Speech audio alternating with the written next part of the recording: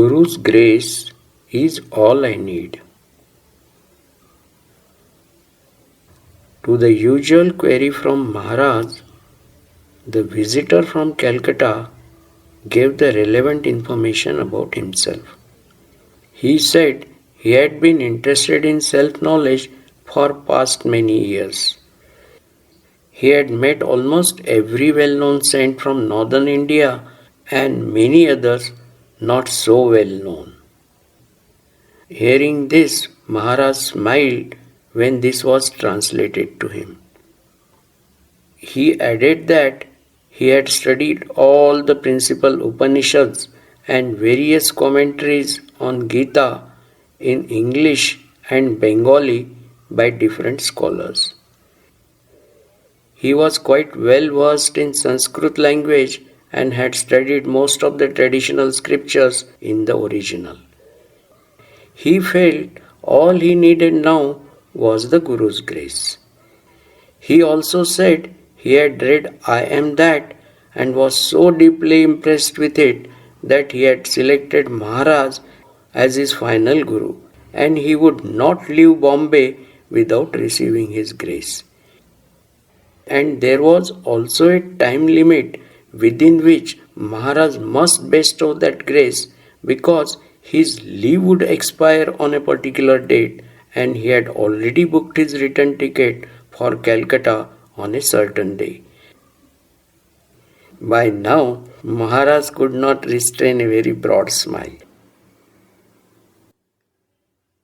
Maharaj, I would like you to ask you something. Visitor said, Yes, sir. He spoke with confidence of a well-prepared candidate appearing for an oral examination. Maharaj, you have read many books and met many jnanis. So by now, you must have found your own true identity. Tell me, what is your true identity as far as you yourself are concerned? Visitor, Maharaj, I am an humble seeker seeking enlightenment and have come to you with the confident hope that you will not refuse me your grace. Maharaj smilingly said, You still have quite a few days here, so there is plenty of time for grace or enlightenment. Let us first find out who is it that wants enlightenment. Indeed, let's find out whether there is any need at all for enlightenment or freedom or moksha or whatever. Now let me ask you this fundamental question. Have you come to know your true identity? Forget for the moment the world, the Guru and God. Visitor, this is very awkward question, sir. All I want is the grace of the Guru, without which the door will not open to me. Maharaj, but should we not find out first whether there is at all a closed door barring your entry? And entry into what? You keep talking of the Guru. What is your idea of the Guru?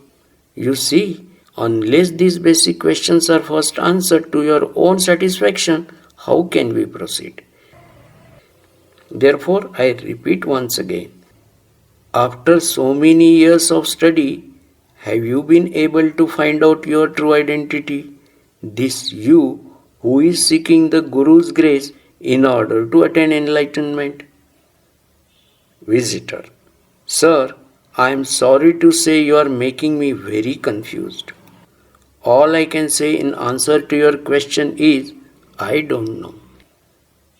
Maharaj, oh, now we are getting somewhere. I don't know. No one has ever spoken words truer than this. Indeed, that is the only truth and everything else is false. Visitor, Sir, I would have thought you were making fun of me, but the look on your face suggests you are serious. Maharaj, now please try to understand. You have done quite a bit of reading, and you should be able to understand what I am saying. Try for a moment to forget all you have accumulated by the way of knowledge and grasp with empty mind what I tell you. Remember an empty mind. Empty but keen, not just void and inert. Whatever the state is, when we did not know anything, that is our true state. That is reality. In that state, we did not even know our own existence. Then spontaneously came the feeling or thought or the knowledge, I am. This knowledge I am started the sense of duality, subject and object, sin and merit, good and bad, light and darkness, and the entire gamut of interrelated opposites. Whatever was before the knowledge I am is truth. Whatever is subsequent to the knowledge I am or consciousness of I am is false. I amness, the sense of presence, has been given various names like Maya, Prakriti, Ishvara, etc. But nevertheless, it is an illusion, pure ignorance. Understand this basic fact. It is Prakriti with the cooperation of conceptual Purusha that creates the world and sentient beings with innumerable physical form.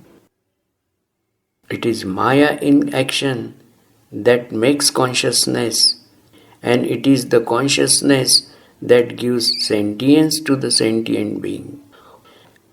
And each sentient being mistakenly believes it is the particular form itself. Consciousness thus assumes the identity of particular form and forgets its true nature. Are you with me so far? Any questions? Visitor: Sir, I am following you single-mindedly. I have no questions. Maharaj: Good. So far in this process, you will have noticed there is no question of an entity with independent existence. You are that which is prior to the arrival of I amness. What has come upon your true nature is like an illness or an eclipse for a certain duration, at the end of which the physical form will die and be buried or cremated and thereafter mingle with five elements of which it was made. The life force of breath will disappear and mingle with air outside the body. Consciousness will be freed of the limitation of the body and the three gunas. In other words, the process will have reached its allotted end. Now let us come back to your problem.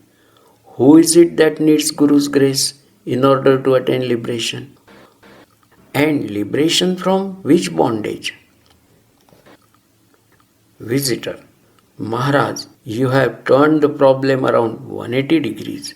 You have reduced all my labor of 40 years to zero, and you have nullified my very existence. You have liquidated me. What can I say? The only thing is that in liquidating me, you have also liquidated the Guru.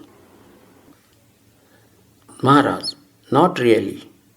Although that is also not a bad reaction. Now listen further.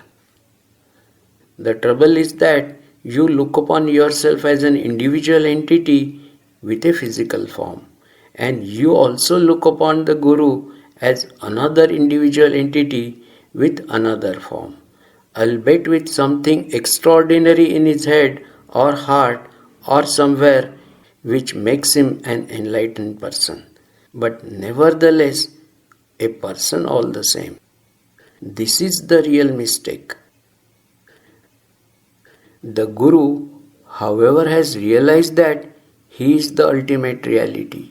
He sees every being as he sees himself, that is, not as a person, not as a mere form or a thing.